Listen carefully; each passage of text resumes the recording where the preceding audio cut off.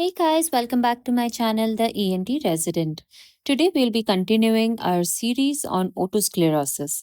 Today, our discussion is going to be about how does a patient of otosclerosis present to you with? What are the signs and symptoms you see? How are you going to investigate the case? And what is the differential diagnosis of otosclerosis? What other conditions should you be thinking about? You can also now purchase my notes. I have added links in the description. Okay, so let's get started with how does a patient of otosclerosis present to you with? Before that, in my earlier class, I did discuss about the different sites where otosclerotic patch can be found. Let's just discuss that bit once again. So the most common site of involvement is the cochlear wall anterior to the oval window, which is also known as fistula anti-fenestrum. This is a very important MCQ question that you should remember about when you are asked what is the most common site of otosclerosis. This is what you should remember. Now, this is followed by the next common one being round window niche and the cochlear apex. These are the three most common sites that are involved in otosclerosis. Some less commonly involved sites are posterior to the oval window, walls of the internal auditory canal, around the cochlear duct and semicircular canal, sometimes even the entire foot plate. We learned about circumferential otosclerosis. We even learned the biscuit type. So you should have all of these in mind when you are looking at an otosclerosis patient. There can even be involvement of middle ear ossicles. However, there are some sites which are very, very rare, like invasion of labyrinthine spaces and the vestibular aqueduct. They are very rare, and invasion of facial nerve canal have barely ever been reported. So the three most common sites are the fistula antifenestrum, round window niche, and the cochlear apex. Now let's look into what is the history of the patient that will come to you with otosclerosis. So the very classical history over here is that the patient will complain of progressive bilateral hearing loss in early adulthood. A very common MCQ framework of otosclerosis is usually the question will be like middle aged female coming to you with progressive bilateral conductive hearing loss. And another key feature is this conductive hearing loss is worsened during pregnancy. All of these MCQ points together, if you see all of them in one question, your main suspect should be otosclerosis. Sometimes even you can see who have severe or a very profound impairment of hearing. You can find out from their earlier history that their earlier pure tone audiogram will reveal either a mixed hearing loss or sometimes even a history of a previous operation being done to improve hearing. When these history are also given, you should definitely remember maybe this could be a history of otosclerosis. There could have been a conductive hearing loss in the past and a history of ear surgery. Maybe there was a stapedectomy or a stapedotomy done. Patients may not be able to mention the name of the surgery, but something along this line should lead you to the diagnosis of otosclerosis. And as I mentioned, a history of deterioration of the hearing during pregnancy is a very important feature in otosclerosis. Now, what are some features that will not suggest otosclerosis when you hear them? First of all, is early age of onset. I mentioned in my previous video that usually the age of onset for hearing loss in otosclerosis is about 20 to 30 years. Anything before 10 years or even after 40 years is not fitting into the clinical picture of otosclerosis. Any history of progression is always directive towards otosclerosis, but if the patient has not given you any history of progression, that is least likely to be otosclerosis.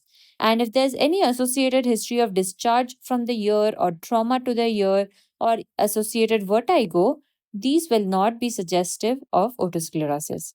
So that is what we'll get from the history of the patient. Now let's discuss each one of the symptoms that the patient will come to us with. So the most common and the most presenting symptom of a otosclerotic patient is their hearing loss. And this hearing loss, as I mentioned, usually starts in their 20s or their 30s. It is rarely starting before the age of 10 years or after the age of 40 years. And the hearing loss is usually painless and progressive with an insidious onset. And often this is bilateral conductive in type. As I had mentioned before, that otosclerosis is bilateral in about 85% cases and unilateral in only 15% cases. And it's not that the patient with otosclerosis can only have conductive hearing loss. Sometimes they can present to you with a pure conductive hearing loss, but as the disease progresses over a period of time, they start developing sensory neural hearing loss as well. Now let's try to understand how is this conductive hearing loss happening and how is this sensory neural hearing loss happening? What is the mechanism behind it? So the number one mechanism behind conductive hearing loss in otosclerosis is related to the narrowing or the ankylosis of the annular ligament, especially the posterior part of it. This particular cause is responsible for the size of the AB gap, that air bone conduction gap that we see in a pure tone audiogram. Now, if you remember, if in because this is mostly a conductive hearing loss case, when you do a pure tone audiogram, it will reveal that bone conduction is more than air conduction, and there will be a AB gap seen. So, this size of this AB gap will be determined by the extent and degree of this first pathological change that I just said. And if the ankylosis is bony ankylosis over here, then the AB gap will be greater than 30 decibel. So, this is our first mechanism behind the conductive hearing loss. Second is if there is a complete obstruction of round window niche, that will also lead to conductive hearing loss. And this particular change has been frequently associated with a persistent AB gap even after stapes surgery has been done. Third reason of conductive hearing loss is when there is a cavitating otosclerosis due to a third window effect. And fourth one is malleus fixation. So these four causes are why we get a conductive hearing loss in a case of otosclerosis. Now let's look at in case the patient develops a mixed hearing loss and there is a sensory neural component as well, what would be the reasons behind these sensory neural hearing loss? First reason is bony invasion of scala tympani. Second is if there are some circulatory changes in the cochlea. I'll just be discussing these circulatory changes in a little bit. And third is if the cochlea has been damaged by toxic metabolites coming from the abnormal bone. These three reasons are why we'll see a sensory neural hearing loss in a case of otosclerosis. Now let's look more deeply into our second point, which is what are the circulatory changes in the cochlea happening which lead to sensory neural hearing loss. So our first theory is the Otto-Meyer's theory. Now, Otto-Meyer's theory is basically the key idea of this is that venous congestion and impaired drainage from the cochlea lead to secondary cochlear damage and hearing loss.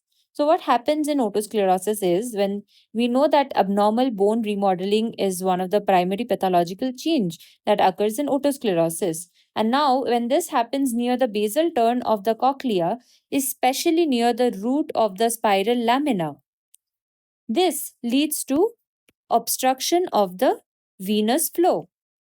Now, because of this obstruction to venous flow towards the root of the spiral lamina, the anterior and the middle spiral veins, they become incompetent or congested because the blood is not being able to drain normally. As a result of which, what are we getting? We are getting venous stasis and ischemia in the cochlear structures like the organ of Corti, the stria vascularis, etc. And when this ischemia persists for a long time, leading to chronic ischemia, it leads to degeneration of the sensory and the neural elements, thus leading to sensory neural hearing loss. So the core understanding that we get from Otto Mayer's theory is that the venous blood is not able to drain properly from the cochlea because the otosclerotic bone is blocking the venous channels. As a result of which, there is venous stasis leading to chronic ischemia, lack of oxygen, leading to cochlear damage and sensory neural hearing loss. So, that is our first theory, which is the Otto Mayer's theory. The second theory over here, which is describing the circulatory changes, is the Rudy's theory. Now, the key idea of Rudy's theory is that abnormal vascular shunting and toxic metabolites from the otosclerotic bone, they start to affect the cochlea. So what happens here? The otosclerotic bone that is newly formed, it's a fairly vascular bone, but at the same time, it is an immature bone. Now this has abnormal blood channels. So in this bone now, there is thrombosis formation happening in the nearby vessels. Because of the thrombosis here, this alters the local blood flow. As a result of which, a lot of arteriovenous shunts start developing between the otic capsule and the new bone that has formed. Now, this shunt now starts to divert the flow of the blood away from the cochlea, leading to relative ischemia. And eventually, the otosclerotic bone is also releasing some toxic metabolites, and all of these together leads to cochlear degeneration and sensory neural hearing loss. So the main problem in according to Rudy's theory is that the new bone, the new otosclerotic bone that has come now has led to the formation of abnormal shunts, arteriovenous shunts, and release of toxic byproducts. These end up disturbing the blood supply and damaging the cochlea. So, these are our two theories which explain what are the circulatory changes occurring in the cochlea. So, we have talked about hearing loss. Let's move on to what other symptoms would the patient have. There's a term known as Paracusis willisi. This is basically a phenomena where the patient is able to hear better in a noisy environment as compared to a surrounding quiet environment. Now, this is a typical feature that we see in otosclerosis patients. Now, how can you explain this? So, a person who has normal hearing, they will raise their voice above the noise level if they are in a very noisy environment.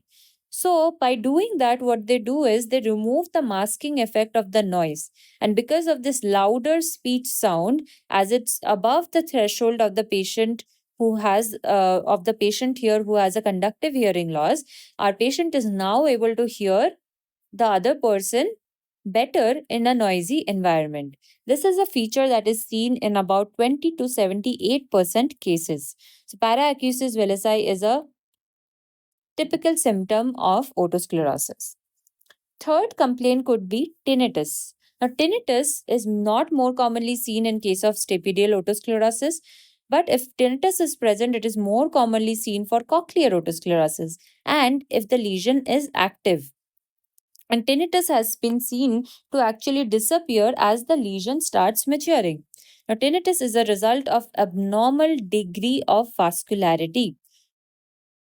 The type of tinnitus that we see here is either a roaring or a hissing type or a pulsatile type of tinnitus. So that's about tinnitus. Other than this, some other symptoms like vestibular symptoms can also be seen. Now, in vestibular symptoms, we can see vertigo due to the action of toxic enzymes which are liberated by the lesion on the vestibular labyrinth. Now, if vertigo is the most presenting feature in your patient, then you should suspect another diagnosis because vertigo cannot be the only presenting symptom in a case of otosclerosis. It can be a coexistent symptom. So, if you see that vertigo is prominent, you should start suspecting maybe there is a component of BPPV also present in this patient. And postural imbalance in a patient of otosclerosis is very rare. Now, in case if the vertigo does happen, what could be the reason behind this vertigo happening? One would be because of degeneration of Scarpa's ganglion. Second would be involvement of superior vestibular canal or the cribrous area. Third would be involvement of the vestibular aqueduct, which is much rare. And fourth would be the presence of any other pathology like Meniere's disease or BPPV, etc. So that's about vertigo. Lastly, otosclerosis patients, they have this very typical speech. That speech is described as monotonous, well modulated, soft speech. Now, they have low speech because they can hear their own voice by bone conduction. That is why they do not hear external sound which is conducted through the middle ear conducting system. So, this is a very typical speech that we are seeing in otosclerosis patients. So, that's about our symptoms. Next, we'll discuss about what are the signs we'll see when we examine the patient. So, our first examination would be to perform an otoscopy. Usually, tympanic membrane looks quite normal and it is mobile, but sometimes we can see a reddish hue. If you look at the otoscopic image over here we can see a reddish hue that we can see over the promontory through the tympanic membrane.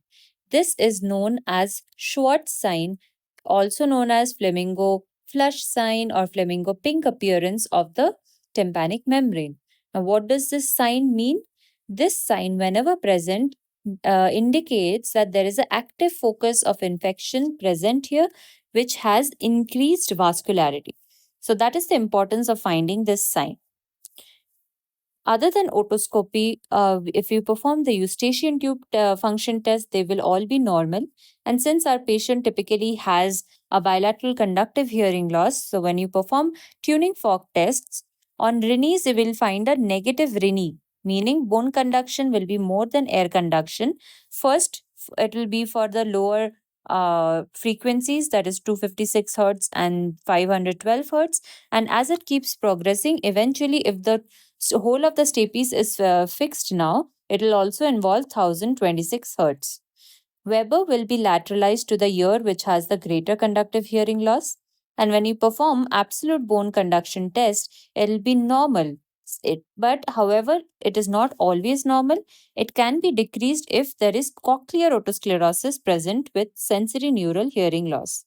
Now, there's a triad that is associated with otosclerosis, and this is known as the Bisol's triad. What do we see in Bisol's triad? The triad over here is a negative Rennie's test where bone conduction is more than air conduction, raised lower tone limit, and the bone conduction is prolonged. This is what Bisol's triad is. Now, that completes our symptoms and signs that we'll be seeing in our patient. Now, let's discuss how are we going to investigate a case of otosclerosis. So, our first test would be to perform a pure tone audiometry. In pure tone audiometry, we'll see that there is loss of air conduction. So, if you look at the graph here, this is the bone conduction curve and this is the air conduction curve. And these are the lower frequencies. So you can see that there is loss of air conduction, but more for the lower frequencies. And if you look at the bone conduction curve, that we've seen that bone conduction curve is normal, except in some cases, we may see a dip in the 2000 hertz in the bone conduction curve. Now, what is this dip called? This dip is known as the Carhart's notch. Now, what is Carhart's notch? We'll just discuss that in a little bit. Now, this Carhart's notch that we see in a case of otosclerosis, this usually disappears after surgery has been done successfully.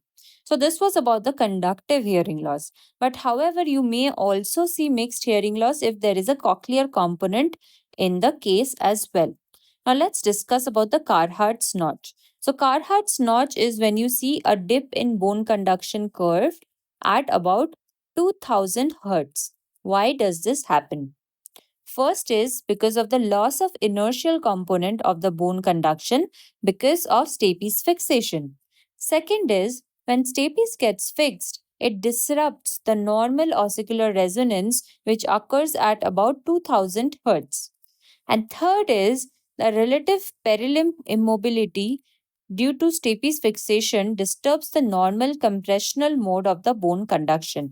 These three reasons are why we may see a dip in the bone conduction curve at 2000 hertz, forming the Carhart's notch. So that was one of the typical features that we'll see in a pure tone audiogram. Sometimes you can also see another pattern. This is known as the cookie bite pattern. So if you look at the image over here, this looks like a cookie bite pattern.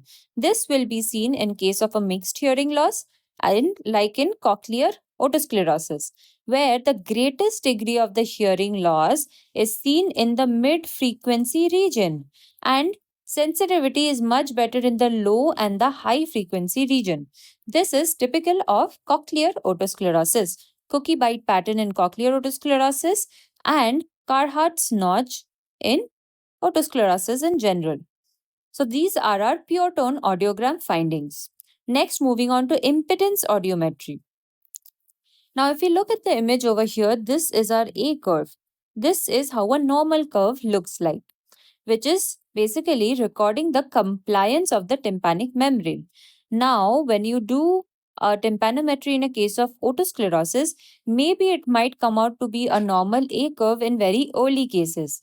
But in a much more progressed cases, what you will be seeing is a AS curve, where we see ossicular stiffness. You can see how the compliance of the tympanic membrane reduces over here. So this was the normal compliance, and you can see how much it has reduced in case of otosclerosis. An acoustic reflex is absent when the stapes gets fixed. So these are our findings that we'll see in impedance audiometry. When you perform a speech audiogram, recruitment will be positive. SISI score will be negative, which is short increment sensitivity index score, and tone decay will be negative. Next, when we do a CT scan, so usually we perform a high resolution CT scan of the temporal bone to detect if there is any abnormal bone density that we are seeing in the otic capsule. If there is active otosclerosis present, the changes that we'll see is a hypodense or lucent areas within the otic capsule, usually anterior to the oval window because that is the most common site of otosclerosis. Stapes footplate can be seen to be thickened and there will be a narrowing of oval and round window. And if the lesion is inactive, that is in the sclerotic phase of the disease, the bone densities will increase towards normal and CT diagnosis will be very difficult. So this is all the features that we'll see in a CT scan. Now there are some CT grading systems as well for otosclerosis. So the most common one is the Symons and the Fanning system, where it can be classified into grade 1, 2, and 3. Grade 1, when it is solely fenestral, either spongiotic or sclerotic lesions, which is seen as either a thickened stapes footplate and decalcified, narrowed, or enlarged round or oval window. Grade 2 is when there is a patchy localized cochlear disease with or without fenestral involvement. Now, grade 2 further can be divided into 2A, B, and C. 2A is when there is basal cochlear turn involvement. 2B is when there is middle or the apical turns involvement. And 2C is when all of it is involved. And last of all, grade 3 is when there is a diffuse confluent cochlear involvement of the otic capsule with or without fenestral involvement. So this is the CT grading system seen in otosclerosis. CT, however, is not able to detect other pathologies that may be seen, like malleus head fixation, which can be responsible for conductive hearing loss in the patient, or incus fixation, or superior semicircular canal dehiscence, and widened vestibular aqueduct, as well as the extent of the disease. So, HRCT is definitely recommend if your diagnosis is in doubt, and it is also of value if you are contemplating the case for cochlear implantation. Lastly, the last investigation that can be done is the MRI.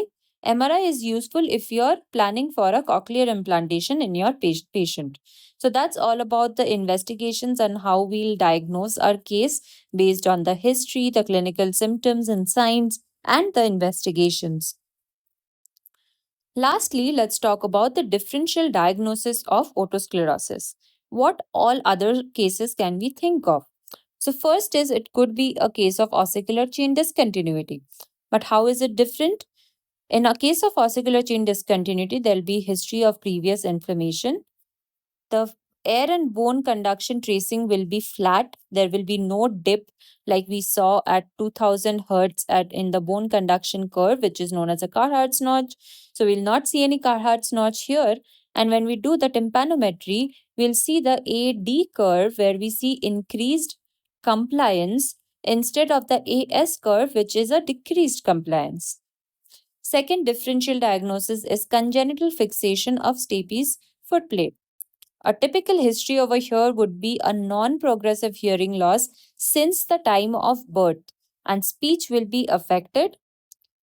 Unilateral cases are usually diagnosed very late in childhood, and peroperatively, you'll see that there's a lot of neo-osteogenesis noted. Next differential is a fixed malleus and incus syndrome. In these cases, the tympanic membrane will be normal. And on pneumatic otoscopy, you'll see that the malleus is fixed. And again, here also you may see the AS curve on tympanometry. Next differential is a case of tympanosclerosis, like in the image over here. Here, however, there will be a history of a long-term middle ear infection and there will be a very stable hearing loss. And when you examine the tympanic membrane, you'll see a whitish chalk-like deposition on the tympanic membrane. Next is a case of secretory otitis media, also known as glue ear. However, when you examine the ear on otoscopy, sometimes you may see some fluid levels or a retracted tympanic membrane. And when you perform a tympanogram, here you'll see a type B curve or a flat curve instead of the AS curve that we see in otosclerosis. And other differentials would be a middle ear fibrosis, fibroosseous footplate disease, endolymphatic hydrops, osteoarthritis of ossicular chain, degenerative footplate arthritis, persistence of stapedial artery, Paget's disease, osteogenesis imperfecta, syphilis, collapsing ear canal, and ossification of stapedial tendon. So this is the complete list of differential diagnoses that you should be thinking about if you get a case of otosclerosis. So that completes our discussion for today. In our next class, we'll be talking about the treatment of otosclerosis. And that's all for today. I'll see you in my next class.